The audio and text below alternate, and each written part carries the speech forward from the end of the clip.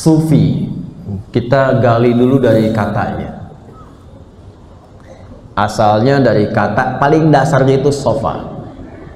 Paling dasarnya apa? Sofa. Kemudian dari situ nanti berkembang. Misal ada tasfiyah, ada sufi, ada sufiyah, ada sofia. Sofa pada asalnya proses membersihkan sesuatu atau menyaring sesuatu yang kotor sehingga muncul yang bersihnya saja. Proses saringannya ini disebut dengan tasfiyah namanya. Jadi kalau misalnya ada mineral mau disaring nih, kan bisa air bisa logam ya, kan dibersihkan dulu kan dari yang kotornya. Anda kalau mau bangun pasir kan suka disaring dulu ya, nah itu saringannya disebut tasfiyah. Minyak disaring supaya yang jernihnya yang keluar, itu tasfiyah namanya. Menyaring yang kotor sehingga yang bersihnya yang muncul. Nah, yang bersihnya ini yang keluar itu disebut dengan apa? Disebut dengan sofia. Sesuatu yang jernih, yang bersih. Ya. Ibu Sofia, ibu yang jernih, bersih pikiran dan hatinya. Sehingga ketika bertutur pun menyaring lisannya sehingga tidak keluar yang kotor-kotor dari lisan. Karakter orang yang telah mendapatkan itu, orangnya disebut dengan sufi namanya. Jadi sufi itu pada asal mulanya adalah orang yang mampu mengatur dan menyaring dirinya sehingga yang keluar dari seluruh anggota tubuhnya itu selalu yang baik-baik dan mulia. Kalau bicara yang baik, kalau menatap yang baik, kalau berjalan yang baik, merespon apapun selalu baik keluarnya. Itulah sufi. Kita kalau sa'i dimulai di bukit apa? Sofa. Berhenti di mana? Marwah. Harus selalu di Marwah ya. Dimulai di sofa, berhenti di Marwah. Kalau berhenti lagi di sofa, itu kalau enggak 6 berarti 8 kali. Harus di Marwah. Nah, kenapa bukitnya disebut dengan bukit sofa? Itu ada kisahnya. Sayyidah Hajar alaihissalam itu kan naik ke bukit itu ketika beliau punya hajat untuk anaknya Ismail alaihissalam. Menangis, ASI nggak keluar. Ketika merengek kemudian menangis, semakin haus, disimpan terlebih dahulu. Beliau mencari. Dalam pencariannya itu kan seorang ibu kadang berpikir ya, kalau anak sedang ingin mendapatkan minuman, ASI tidak keluar, kadang-kadang kan gelisah kalut kan, di mana ini nyari-nyari dan sebagainya. Maka hal yang ditampilkan pertama kali oleh beliau itu berprasangka baik kepada Allah. Beliau menyaring segala pikiran-pikiran yang tidak baik. Nggak mikirkan yang buruk. Kenapa saya harus ditempatkan di sini, ditinggalin oleh suami, nggak tahu kapan baliknya. Tapi yang ada di kepalanya adalah ini perintah Allah. Kalau Allah sudah perintahkan, pasti diberi jalan. Kalau Allah sudah takdirkan, pasti diberikan solusi. Pikiran-pikiran baik yang menyaring segala yang buruk ini sehingga keluar yang jeleknya, masuk yang baiknya saat mendaki bukit, itu yang menjadikan namanya disebut dengan sofa. Orang yang berpikir baik, ini filosofinya. Orang ini, ingat ya, filosofi itu hikmah bahasa agamanya. Orang yang melakukan sesuatu dengan pikiran baik pada awalnya, berprasangka baik pada Allah, husnudzan, maka Allah akan angkat tempatnya di tempat yang tertinggi dan berpeluang meraih setengah dari kesuksesannya. Karena itu ketika ingin menuju tempat kesuksesan yang ingin diraih namanya marwah, orang-orang itu diangkat dulu oleh Allah seperti naik ke atas bukit.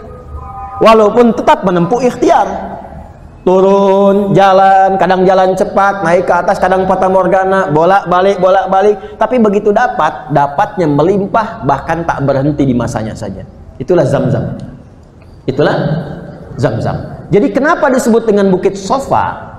Tempat itu bukan sekedar nama tempat, ada hikmah. Salah satu bentuk hikmahnya adalah memberikan kesan bahwa ketika akan memulai aktivitas, walaupun kita serius, tetap tautkan tawakal kita kepada Allah dengan berprasangka baik. Kembali kepada sufi. Nah, sufi ini pada mulanya adalah makna asalnya orang-orang yang mampu menyaring keadaan jiwanya. Menyaring keadaan jiwa, prosesnya disebut dengan tazkiyah. Zakka yuzakki. Jiwa, bahasa Qur'annya disebut dengan nafas.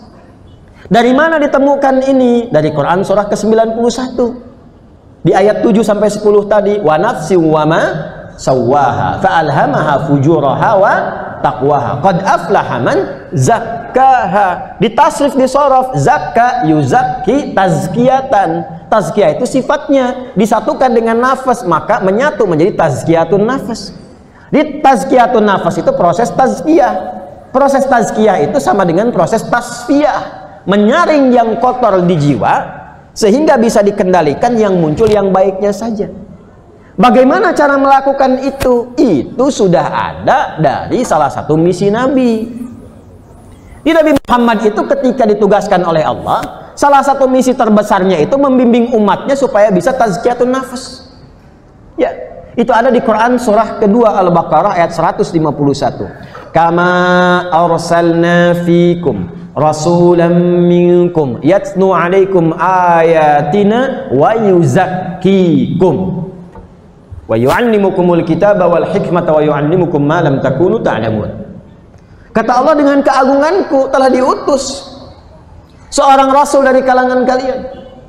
Tugasnya membimbing kalian dengan ayat Allah. Karena itu Nabi kalau bimbing kita menyampaikan di firman Allah, turun, lakukan begini, tinggalkan ini. Apa tujuan ayat itu diturunkan? Wa yuzakkikum, supaya kita dibimbing, membersihkan jiwa kita, disaring. Jangan sampai petunjuk di jiwa keluar di mulut, keluar yang kotor. Jadi kalau isi hatinya kotor, mulutnya keluarnya kotoran. Kalau isi hatinya kotor, yang dipandang yang kotor-kotor. Maka dibantu kita melalui risalah Nabi, dibimbing oleh ayat, dibimbing lewat ibadah supaya membersihkan jiwa. Nah, dalam bahasa Arab, jalan mengikuti itu, jalan itu jalan, bahasa Arab disebutnya syariah. Dari kata syara'a. Kalau ini jadi panduan disebut syariat. Jadi jalan menjadi sufi itu artinya membersihkan jiwa itu dengan cara mengikuti syariat. Apa bentuk syariat itu? Salat syariat. Karena itu kalau salatnya benar, nanti yang kotor di jiwa ada dua. Satu fahsya, kedua mungkar. Itu dibersihkan. Maka turun Quran surah ke-29 ayat 45. Utslu ma uhya ilaika minal kitab wa aqimis shalah innas sholata tanha 'anil fahsya wal mungkar. Jadi kalau pengen jadi sufi dalam arti orang bersih, orang baik, orang yang dari ujung kepala sampai ujung kaki itu sifatnya mulia, maka jalan pertama kali ikuti syariat. Sholat, tunaikan, tingkatkan dengan sunnah, puasa, baca Quran, rajin sedekah, itu sufi. Hasilnya apa? Perbuatan-perbuatan mulia, perbuatan-perbuatan baik. Kalau sudah dapat itu, maka dekat hubungan dengan Allah. Kedekatan itu bisa melihat, membedakan mana yang menurut Allah benar, mana yang tidak benar. Yang benar diikuti, yang salah ditinggalkan. Kemampuan membaca itu disebut dengan ma'rifat. Ma'rifat itu kenal, tahu. Ma'rifatullah, kenal Allah. Bagaimana kenal Allah? Lewat hukumnya, lewat syariatnya. Nah, ini yang menjadikan sufi itu pembatasannya, kalau dikumpulkan karakteristiknya menjadi tasawuf. Di tasawuf itu satu disiplin ilmu, nasab sanadnya ada, cuman jalurnya lewat syariat. Yang jadi persoalan kadang-kadang ada orang ingin meraih itu dengan menyalahi tuntunan syariat. Yang keluar dari syariat ini yang disoal. Jelas? Jadi kalau tujuan sufi itu bukan untuk melihat yang macam-macam. Saya ingin menjadi sufi karena saya ingin melewati sungai dengan jalan kaki. Ya nggak harus jadi sufi, jalan aja di sungai. Kalau sungainya dangkal, ya. Saya ingin menjadi sufi karena saya ingin bisa berjalan di lautan misalnya. Saya ingin jadi sufi karena ingin membaca pikiran orang.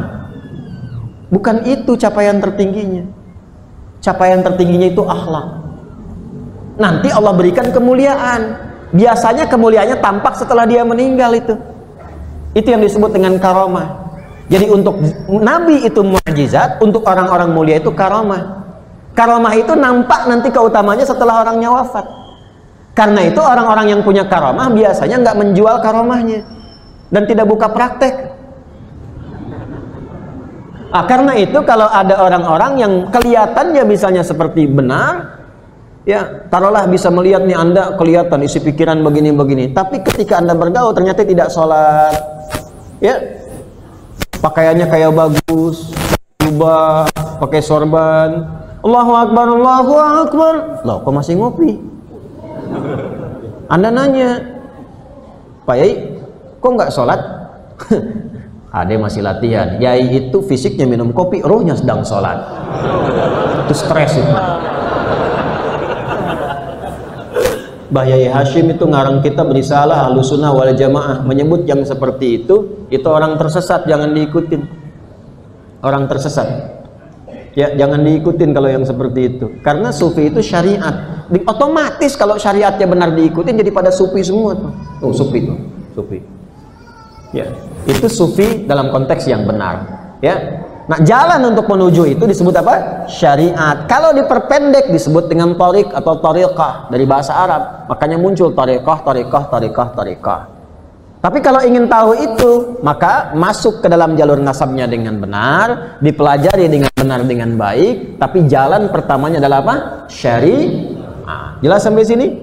Baik, jadi persoalan sering muncul itu karena kontroversinya seringkali ada aliran atau praktek orang-orang tertentu yang prakteknya menyalahi syariat. Yang seperti itu nggak usah pusing-pusing, ya, dan jangan menjadikan diri kita tersandera dengan maksiat. Nggak usah sibuk pencela, nggak usah sibuk penjelek-jelekan, tinggalkan aja. Nanti ditinggalkan juga sepi sendiri. Banyak orang Islam yang mengharamkan ilmu tasawuf, ya. Saya tidak mau berbantah, oke? Karena saya ini orang yang berpaham pluralisme. Artinya siap berbeda pendapat dengan siapapun, yang penting kita usah bertengkar. Kenapa diharamkan? Karena dalam persepsinya kehidupan bertasawuf itu kehidupan kumuh, kehidupan yang miskin, yang fatalistik, tidak punya gairah semangat, semuanya terserah Allah. Ya, kalau kita melihatnya begitu, ya saya setuju. Kalau begitu saya juga sama mengharamkan juga kalau begitu mah, ya kan? Kemudian satu fenomena yang sering dicatat masyarakat, setiap orang mengklaim hidupnya bercorak tasawuf atau sufi, selalu hidupnya sederhana atau miskin sekali. Saya kira semacam itu. Nah, saya ingin menjelaskan tasawuf yang dalam pikiran saya seperti ini. Kata-kata tasawuf itu kata-kata sofa, kejernihan, kebersihan. Artinya hati kita yang jernih. Jadi artinya bukan berarti kita orang sufi tidak boleh jadi kaya, tidak boleh usaha, tidak. Pemahaman bagi saya adalah jangan pernah merasa memiliki. Jadi artinya silakan Anda punya harta sebanyak-banyaknya, katakan punya kota Makassar dah, ya katakan nilainya 1.000 triliun umpamanya, nggak ada masalah, dia bisa menjadi sufi ketika hatinya tidak pernah merasa memiliki. Di mana bedanya orang yang sufi dengan orang yang tidak sufi? Sekarang saya mau nanya kepada ibu-ibu sekalian. Ketika mobilnya hilang, kecewa nggak, Bu? Kecewa. Ketika suaminya berselingkuh, kecewa nggak?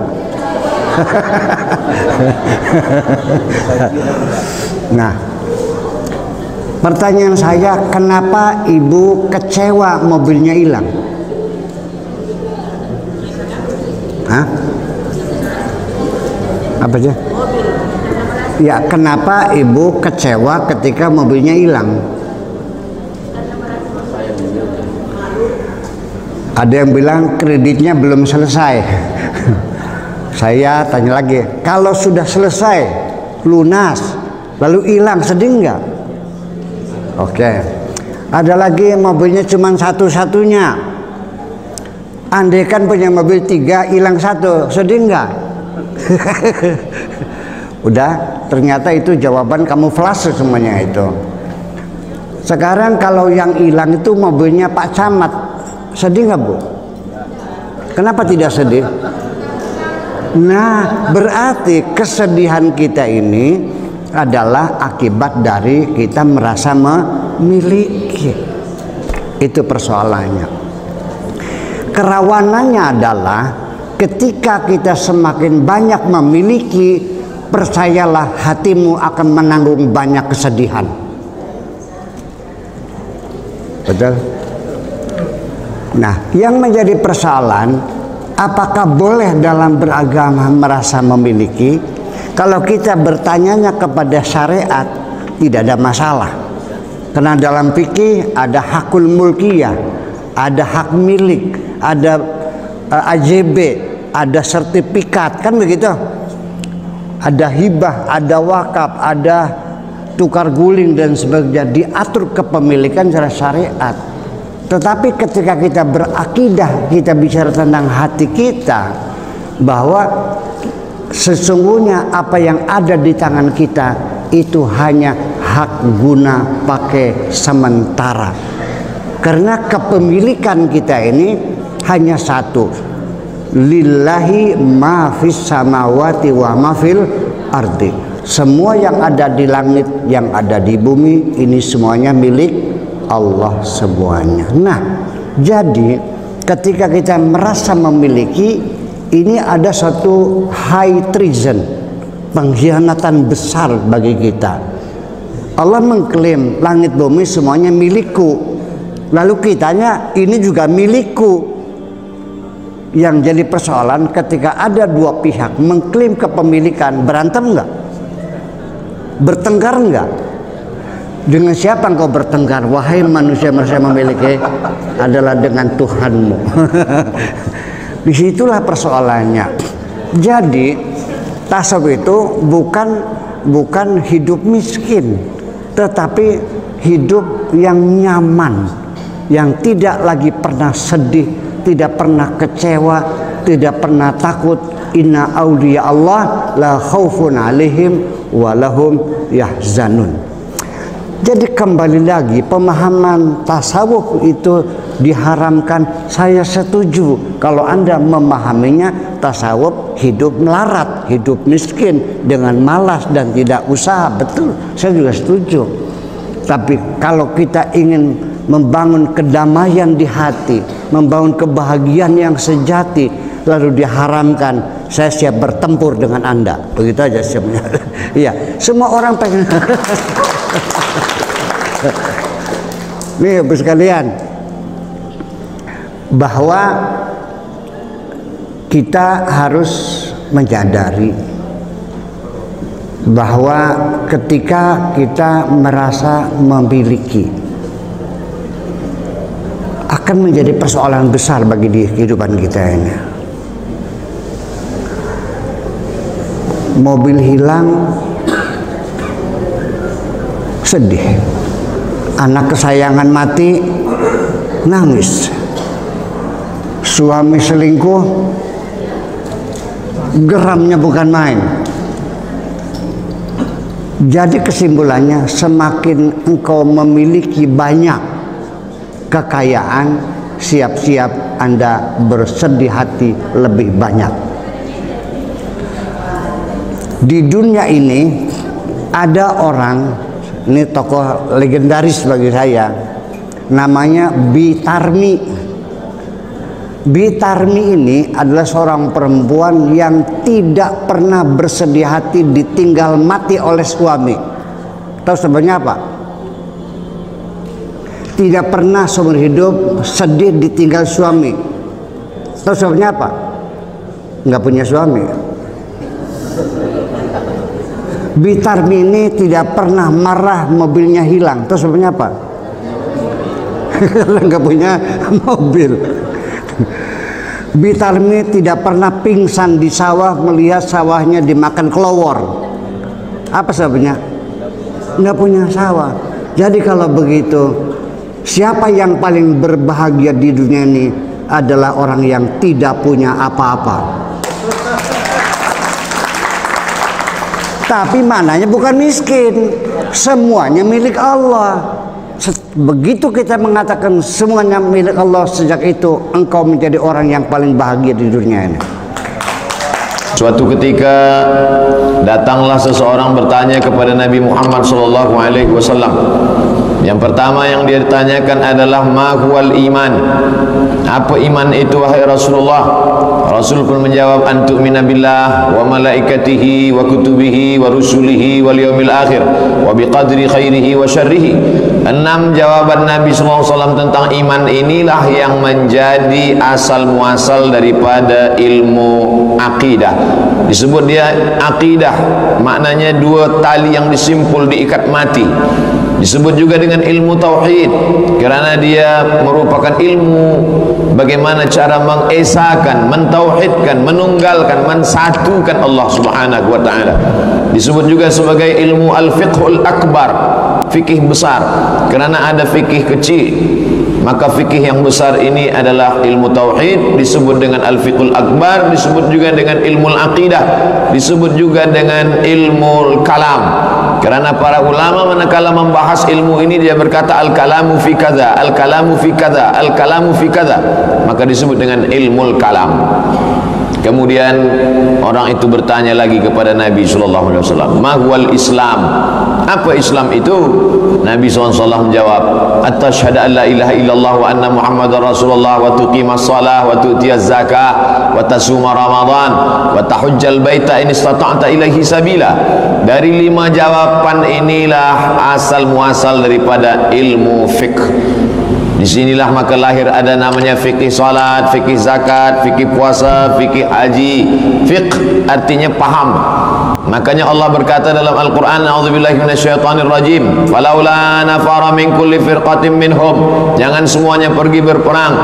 Nafara min kulli firqatin minhum, hendaklah ada 2, 1, 3, 5, 10 orang. Liyatafaqahu. Allah tidak mengatakan liyata'allamu. Nabi tidak mengatakan liyatadarrasu, tapi yang digunakan kata liyatafaqahu, ilmu pengetahuan yang mendalam. Orang yang dalam ilmunya disebut dengan faqih, ilmunya adalah fiqh.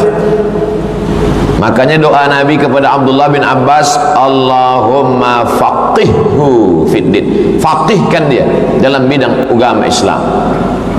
Kalau Allah ingin menjadikan orang itu baik, apa yang Allah bagikan pada dia? May yuridillahu bihi khairan yufaqihhu fiddin. Allah faqihkan dia, Allah dalamkan ilmu agamanya. Kalau pertanyaan tentang iman menjadi ilmu kalam, ilmu akidah. Kalau pertanyaan tentang Islam menjadi ilmu fikih. Maka yang ketiga inilah dia pertanyaan mahwal ihsan. Apa ihsan itu ya Rasulullah? Rasul sallallahu menjawab, anta'budallaha ka'annaka tarah, engkau sembah Allah seakan-akan engkau melihat dia. Fa in lam takun tarahu fa innahu yarak. Kalau engkau tidak melihat dia, maka sesungguhnya dialah yang melihat engkau. Pertanyaan tentang ihsan inilah asal muasal ilmu tasawuf. Setengah orang tak bersetuju dengan tasawuf. Tasawuf ini datang belakangan, tak ada tasawuf. Yang tak bersetuju dengan tasawuf, bila kita tengok, kita baca kitab-kitab mereka, maknanya sama, tapi dia guna kata lain, tazkiyatun nafs. Jadi saya tengok ada tulisan besar di luar, tazkirah sebelum Jumat, tazkiyatun nafs. Kenapa dipilih kata tazkiyatun nafs? Diambil dari Al-Quran. Wa nafsin wa ma sawwaha, demi jiwa dan penciptaannya. Fa alhamaha fujuraha wa taqwaha, diberikan Allah 2 jalan, jalan fujur dan jalan takwa. Qad aflaha man zakkaha, beruntunglah orang yang mensucikan jiwanya. Qad khaba man dassaha, rugilah orang yang mengotori jiwanya. Dari kata zakka yuzakki, tazkiyah, inilah berasal ilmu tasawuf.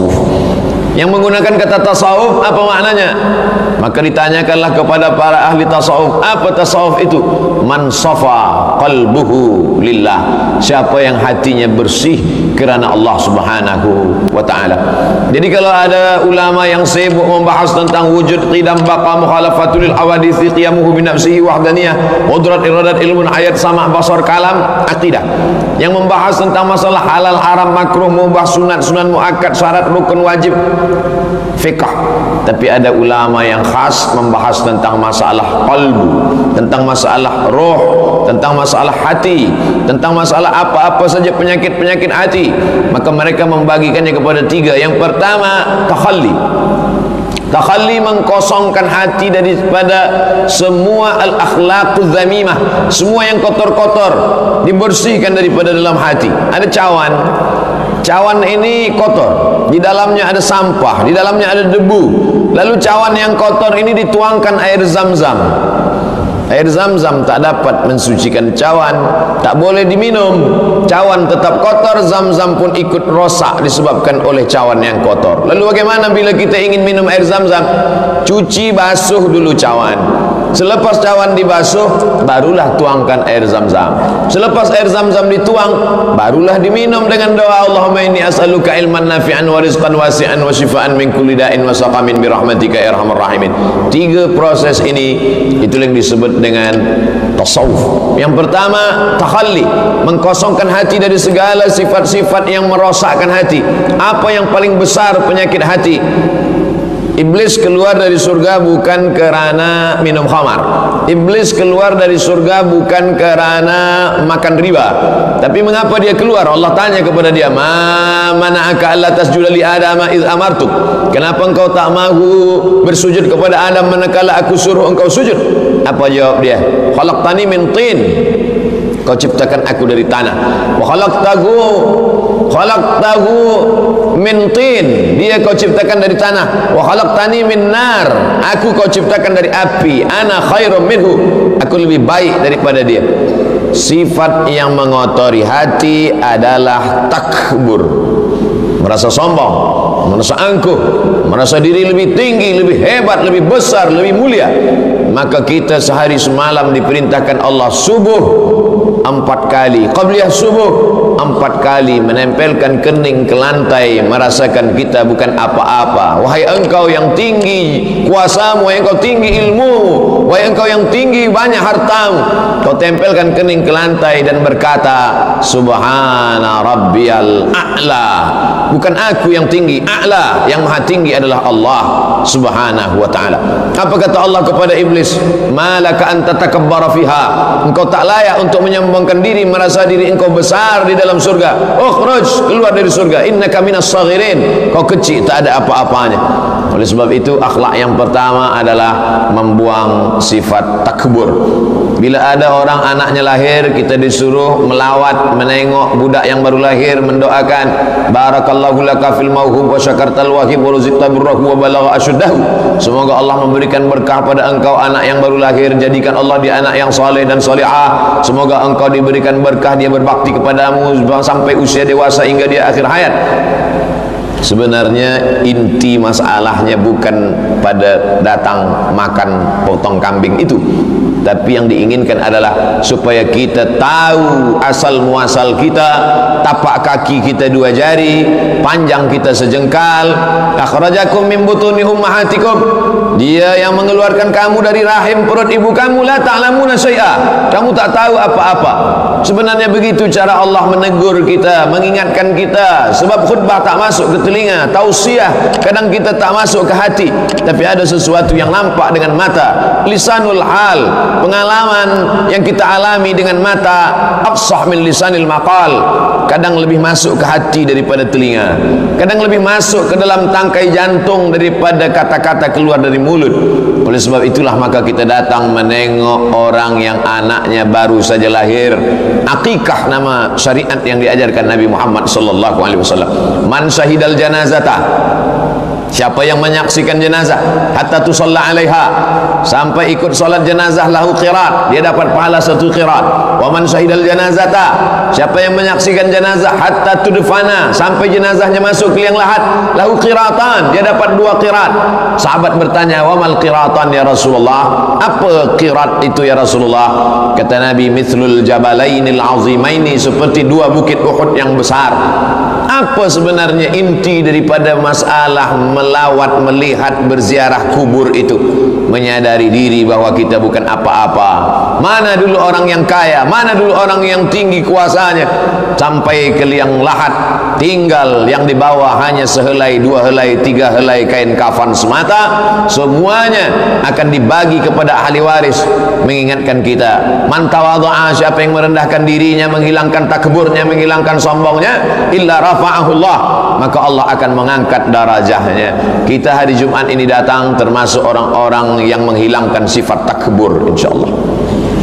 Idza nudiya li salati min yaumil jumu'ah, kalau kamu sudah dipanggil untuk melaksanakan salat Jumat, fas'au ila dzikrillah, bersegeralah mengingat Allah, datang ke masjid melaksanakan salat Jumat.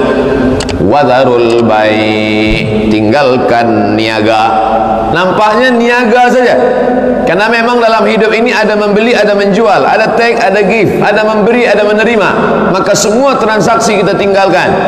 Bahkan yang di sekolah, yang di madrasah, yang di office, walaupun mereka tidak berniaga, tapi dua orang yang menjalin memberi menerima, maka semuanya ditinggalkan.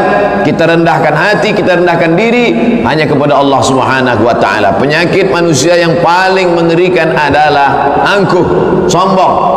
Iyyakum, kata Nabi sallallahu alaihi wasallam, sombong inilah yang meluluh lantakkan, merontokkan semua amal-amal kita sehingga tak bernilai di hadapan Allah Subhanahu wa ta'ala.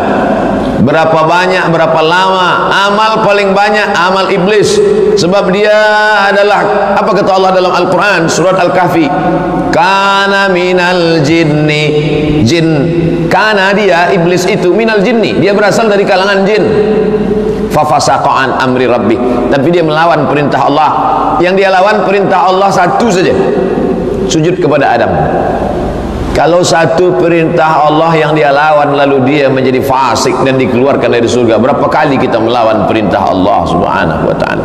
Kalau sahabat Nabi melawan perintah Rasulullah SAW hanya sekali saja pada perang Uhud, nanti 70 pemanah yang ada di Jabal Rumat, Jabal Bukit Rumat pemanah, 70 orang bersiap memanah dari atas Jabal Rumat. Nanti aku akan berperang di bawah, kata Nabi.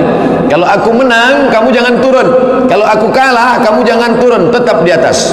Rupanya sahabat Nabi dan sahabat menang. Turun mereka dari atas bukit mengambil ghanimah, harta rampasan perang. Sekali mereka lawan, kalah. Iblis sekali melawan, keluar dari surga. Sahabat sekali melawan, kalah pada perang Badar Uhud. Bagaimana dengan kita yang berkali-kali melawan perintah Allah dan perintah Rasulullah sallallahu alaihi wasallam? Oleh sebab itu, apa yang membuat orang melawan? Sebab sombong. Alamnya kutub fatam min maniyyin yumya, bukankah mereka itu tercipta daripada air yang hina? Summa khalaqatan fal, kemudian Allah jadikan dia makhluk yang sempurna. Alaysa dzalika biqadirin ala ayyuhiyal mauta, kalau sebelumnya dia tak ada, dibuat Allah menjadi ada, menjadi makhluk yang sempurna. Selepas itu dia pun lemah, sakit dan mati. Apakah Allah tak kuasa akan menghidupkan dia kembali? Apa yang kita bawa ke dunia tak membawa apa-apa, keluar dari dunia pun tak membawa apa-apa, hanya tempat singgah sekejap sekedip mata. Selepas itu kita pun akan memejamkan mata menghadap Allah Subhanahu wa ta'ala. Maka penyakit yang diderita umat dari dulu hingga sekarang adalah takbur, angkuh, sombong, merasa diri lebih besar, merasa diri lebih mulia. Nabi SAW memanggil Bilal bin Rabah, ta'al Bilal, mari kemari Bilal. Apa kata Nabi? Sami'tu daffana 'alaika baina yadayya fil jannah, aku dengar suara selipar, suara terompahmu di surga. Nabi tak memanggil Abu Bakar Siddiq. Seandainya Nabi memanggil Abu Bakar, hai Abu Bakar, aku dengar suara kakimu dalam surga, tentu Abu Bakar itu masuk surga sebab dia Quraisy, berkulit putih, mertua Nabi, anak dia menikah dengan Nabi, sahabat Nabi, berdua di Jabal Thur. Nabi tak memanggil Sayyidina Ali, hai Ali, mari kemari, aku dengar suara kakimu dalam surga. Kalaulah Nabi memanggil Ali, tentulah dia memang penghuni surga sebab dia Quraisy. Ayah dia dengan ayah Nabi adik-beradik kandung, sama-sama cucu Abdul Muttalib. Dia Quraisy, dia menantu Nabi, suami Fatimah, ayah Sayyidina Al-Hasan dan Sayyidina Al-Husain. Tapi yang dipanggil Nabi adalah Bilal, budak sahaya, miskin, susah, berkulit hitam, bukan Arab, bukan Quraisy, berasal dari Nubia. Dia yang dipanggil Nabi. Ta'al ya Bilal, sami'tu dafana alaika baina yadayya fil jannah. Aku dengar suara kakimu di dalam surga. Apa amal engkau wahai Bilal? Kata Bilal, aku tak pernah meninggalkan 2 rakaat selepas bersuci, selepas berwudu. Itu menunjukkan bahwa orang masuk surga bukan kerana warna kulitnya, bukan kerana sukunya, bukan kerana bangsanya. Innallaha la yanzuru ila ajsamikum, Allah tak melihat tubuh kamu, wala ila suwarikum, Allah tak melihat rupa wajah kamu, walakin yanzuru ila qulubikum, yang ditengok Allah adalah hati kamu, wa a'malikum, dan amal kamu. Yang pertama kali dipandang Allah hati, karena dalam hatilah letak iman, dalam hatilah letak tauhid, dalam hatilah letak takwa.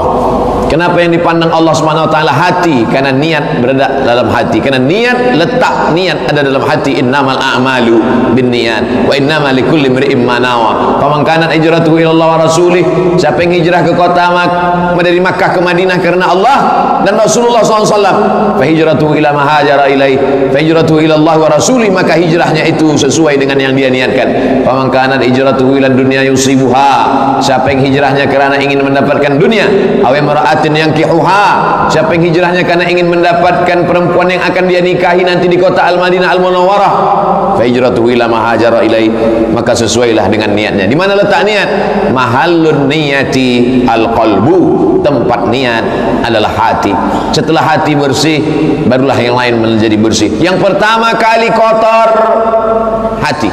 Khatamallahu ala qulubihim. Setelah hati kotor, dia baru ke telinga. Wa ala sam'ihim. Setelah telinga kotor, wa ala absarihim ghishawah. Hati hitam, telinga tersumbat, mata tertutup, sempurnalah laknat Allah. Sommum bukmun amyum fahum la yarji'un. Mereka tak akan mungkin balik lagi ke pangkal jalan. Sommum bukmun amyum, pekak, bisu, tuli, buta, tak akan mungkin. La yaqilun, tak akan mungkin dapat diajak berfikir. Apalah taqilun, kenapa tak berfikir? Dimakan oleh hawa nafsu. Oleh sebab itu kita semua menghilangkan angkuh sombong dalam hati. Dalam hati ini ada karat-karat seperti besi yang ada dalam tanah. Besi kalau ada dalam tanah, kita gali tanah dapat besi berkarat. Bagaimana cara menghilangkan karatnya ini? Tidak ada cara lain kecuali muhasabah. Hasibu anfusakum qabla an tuhasabu. Muhasabah, hitung-hitung kira-kira diri kamu sebelum kamu dihisab, dihitung oleh Allah Subhanahu wa taala. Maka hari yang paling elok afdal muhasabah ini adalah hari Jumat. Sayyidul Ayyam. Allah menciptakan Nabi Adam hari Jumat. Allah mengeluarkan Adam dari surga hari Jumat. Allah membuat hari kiamat juga pada hari Jumat. Banyak hari, Isnin, Selasa, Rabu, Sabtu, Ahad, tapi yang dipilih Allah hari Jumat. Banyak bulan, tapi yang dipilih Allah bulan Syahrul Ramadan alladzi unzila fihi al-Quran. Banyak tanah, tapi yang dipilih Allah tanah adalah Makkah Al-Mukarramah. Banyak manusia, tapi yang dipilih Allah adalah Sayyidina wa Maulana Muhammad sallallahu alaihi wasallam. Sayyidus syuhur Ramadan, Sayyidul bilad Makkah, Sayyidul ayyam hari Jumat. Maka hari Jumat ini waktu yang paling afdal untuk muhasabah. Duduk sejenak, merenung, berfikir, diam. Maka kalau nampak ada kawan sebelah diam dari tadi, itu sedang muhasabah. Tapi kalau sampai berbunyi, tertidur. Apa yang kita pikirkan? Yang kita pikirkan kita sedang berada di mana, kita sedang berbuat apa, kita akan berapa lama di sini, apa yang akan kita bawa menghadap Allah Subhanahu wa taala. Hilangkan keangkuhan, hilangkan kesombongan, dengar nasihat orang, duduk sama rendah, tegak sama tinggi, mati akan menghadap Allah sendirian. Yang hari ini banyak kawan, banyak sahabat. Walaqad ji'tumuna furada kama khalaqnakum awwala marrah. Kamu akan datang menghadap aku nanti sendirian sebagaimana dulu aku menciptakan kamu sendirian dan kamu pun keluar sendirian, kamu akan datang menghadap aku sendirian. Bagaimana dengan anak, istri, sahabat, kawan, jiran? Yauma yafirrul mar'u min akhihi. Hari itu orang akan lari dari saudara kandungnya, wa ummihi, emak kandung, wa abihi, ayah kandung, wa sahibati, istri lari dari suami, suami meninggalkan istri, wa bani, anak-anak pun tak boleh dapat menolong. Yang dapat menolong siapa? siapa? Waladun salihun, yang terjaga di tengah malam berdoa, Rabbighfirli wa liwalidayya warhamhuma kama rabbayani shaghira. Harta, innama amwalukum wa auladukum fitnah. Harta hanya akan menjadi fitnah, azab semata. Harta yang boleh menolong hanyalah shadaqatun jariyah. Sahabat, al-akhillau ba'dhum al-akhilla, semua orang yang berkawan, yauma idzin, pada hari itu, ba'dhum li ba'dhin adu. Mereka akan bermusuhan, berkelahi, saling menyalahkan. Kerana engkaulah aku mabuk, kerana engkaulah aku berzina, kerana engkaulah aku guna dadah, kerana engkaulah aku makan riba. Illal muttaqun, kecuali orang yang bertakwa. Orang yang bertakwa di hadapan Allah saling memuji. Aku berterima kasih kerana engkau aku tahu baca Yasin, kerana engkau aku tahu baca Quran, kerana engkau aku tahu bersedekah. Mereka yang bertakwa saling memuji, berkawan di dunia, berkawan di masjid, berkawan juga nanti di padang mahsyar, kerana mereka termasuk yang dicari Allah Subhanahu wa taala. Ainal mutahabbuna bi jalali, mana dulu orang yang berkasih sayang kerana aku, bukan kerana harta, bukan kerana kuasa, bukan kerana dunia. Dia berkasih sayang kerana aku. A'udzubikum tahta zilli, aku ingin memberikan naungan kepada mereka yauma la zilla illa zilli. Hari itu tak ada naungan kecuali naungan aku. Siapa mereka? Rajulani, dua orang, tahabba fillah, berkasih sayang kerana Allah, ijtama'a alaih, bertemu kerana Allah, wa tafarraqa alaih, berpisah pun kerana Allah. Kenapa kita kadang tak lama berkawan bersahabat? Sebab sombong, angkuh. Alhamdulillah, selama di Malaysia ini, Kuala Lumpur, Melaka, Pahang, Terengganu, esok kembali lagi. Sudah bertahun-tahun saya datang, dari 2014 hingga 2020. Yang saya jumpai adalah orang baik-baik, rendah hati. Mudah-mudahan kita sentiasa istiqamah bersahabat, berkawan kerana Allah Subhanahu wa taala. Adapun keangkuhan, kesombongan, siapa yang paling angkuh, paling sombong? Tidak hanya berkata bahwa aku mulia, apa kata dia? Ana rabbukumul a'la, aku Tuhan kamu yang paling tinggi. Ucapan Fir'aun, ana rabbukumul a'la, aku Tuhan yang paling tinggi. Bagaimana cara Allah menghinakan Fir'aun? Allah menghinakan Fir'aun mati ditelan Laut Merah. Sama-sama air, air yang menyelamatkan Musa alaihi salam ketika dihanyutkan oleh ibundanya. Air itu juga yang menenggelamkan Fir'aun. Allah ingin menunjukkan budak kecil, baby, tak ada daya, tiada upaya. Kalau Allah berkehendak selamat di atas air. Tapi Fir'aun dengan segala kekuatannya mati di dalam air. Jangan putus asa walaupun kau lemah seperti bayi. Jangan engkau sombong walaupun kau hebat seperti Fir'aun. Air yang sama, air itu juga yang menghidupkan, air itu juga yang mematikan. Karena kuasa ada pada Allah. Innama amruhu idza arada syai'an ayaqula lahu kun fayakun. La haula wala quwata illa billah. Oleh sebab itu, kesombongan, keangkuhan hilangkan, bersihkan dari dalam hati kita. Saya dibagi waktu hingga pukul 1.20. Pembahasan kita mensucikan hati. Baru satu saja. Nampaknya 40 Jumat baru kita selesai. Yang kedua, selepas sembuh hati ini daripada penyakit takbur, sombong, hasad. Iyyakum wal hasada, bersihkan hati dari penyakit hasad. Fa innal hasada yakulul hasanat, kerana hasad akan memakan semua amal-amal. Kama takulun narul hatab, sebagaimana api memakan kayu bakar. Dulu orang kampung ingin menikahkan anak, dia kumpulkan kayu api hingga setahun. Dapat kayu kumpul, dapat kayu kumpul, kayu dijemur kering untuk memasak sebagai macam-macam makanan. Selepas itu datang nyala api, api yang dikumpul, api yang membakar kayu terkumpul setahun. Dalam waktu 15 menit hancur menjadi arang, arang berubah menjadi debu, debu dihembus angin, tak bermakna. Begitulah amalan-amalan orang yang hasad. Makanya kalau ada rasa hasad dari dalam hati, hilangkan. Bagaimana cara menghilangkan hasad dari dalam hati? Doakan. Apa hasad itu? Hasad itu dua. Pertama, karahatun ni'mah alal mun'ami alaih, tak suka melihat orang lain dapat nikmat. Datang orang lain dapat nikmat, dia yang demam. Orang lain dapat nikmat, dia sakit kepala. Karahatun ni'mah alal mun'ami alaih, tak senang orang lain dapat nikmat. Yang kedua, wa hubbu zawaliha, ingin supaya nikmat orang lain itu hilang. Muncul hasud, datanglah hasad. memunculkan hasud, menghasut orang lain, membuat orang lain benci tak suka. Makanya Allah mengajarkan doa, wa min syarri hasidin idza hasad. Sebab itu ayat ini mesti kita baca paling tidak lepas subuh sekali, lepas maghrib sekali, mengawali hari sekali, mengawali malam sekali. Tapi seelok-eloknya setiap selepas solat, qul huwallahu 3 kali, Rabbil falaq sekali, Rabbin nas sekali. Mereka dulu sebelum Nabi Muhammad SAW datang, mereka mencari-cari dan mereka meminta, mereka bertawassul. Wa kanu min qablu yastaftihuna 'ala alladhina kafaru. Orang Yahudi itu kalau berperang selalu menyebut-nyebut nama akhir zaman. Ya Allah, berkat Nabi yang kau utus di akhir zaman, tolonglah menangkan kami melawan Bani Ghatafan. Yang dia maksud adalah Nabi yang diutus Allah akhir zaman, Nabi Muhammad SAW. Falamma ja'ahum ma'arafu kafaru bih. Tapi ketika Nabi itu datang, ma'arafu, yang sebelumnya mereka sudah kenal dengan baik, ketika dia datang mereka kafir. Kenapa? Karena hasad.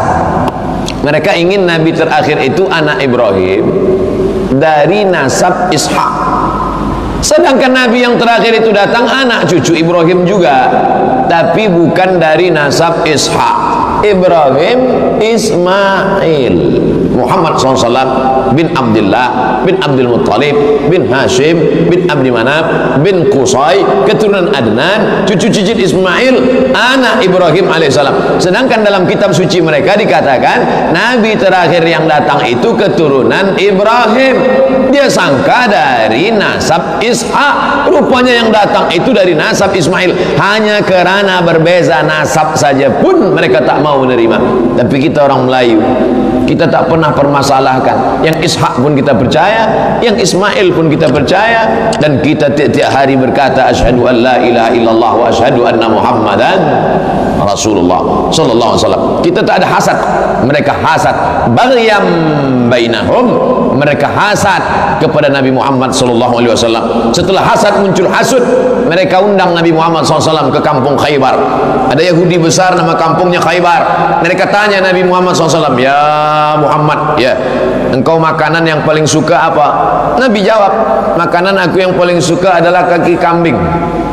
Makanan yang paling disuka Nabi kaki kambing bagian depan.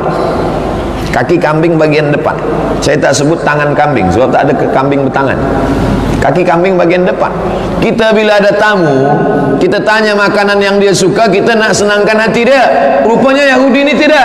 Dia tanya apa makanan paling suka, disitulah dia tanamkan racun sebanyak-banyaknya, sebab dia ingin membunuh Nabi Muhammad SAW. Tapi Nabi tak sama dengan kita. Datang Jibril alaihissalam bagi tahu, ya Muhammad, itu ada racun. Nabi tak makan. Tapi sahabat Nabi yang memakannya mati. Kenapa Allah tak bagi tahu? Kenapa Jibril tak bagi tahu? Sebab Allah ingin memuliakan dia, ingin menjadi syahid. Selepas itu ditangkaplah yang meracun ini. Ditanya dia, kenapa kamu racun Muhammad? Yahudi memang pandai berkelit dan berkilah. Kenapa kamu racun Muhammad? Apa kata dia? Aku nak tes je, dia Nabi asli original apa Nabi palsu. Betapa jahatnya Yahudi. Dari hasad muncul hasud, membunuh. Mereka curi rambut Nabi, mereka cari rambut Nabi, mereka curi, mereka ikat dalam tali, mereka masukkan ke dalam perigi, mereka sihir Nabi SAW. Datang Jibril, turun 11 ayat, mereka ikat rambut Nabi dalam 11 simpul. Makanya ada ayat, wa min syarrin naffatsati fil 'uqad.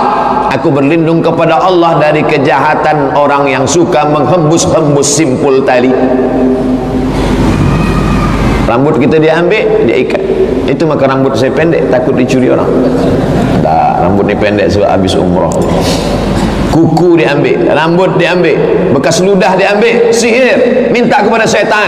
Siapa ini yang melakukan perbuatan ini? Yahudi. Turun 11 ayat. Qul a'udzu bil falaq min syarri ma khalaq wa min syarri ghasiqin idza waqab wa min syarri naffatsati fil 'uqad wa min syarri hasidin idza hasad.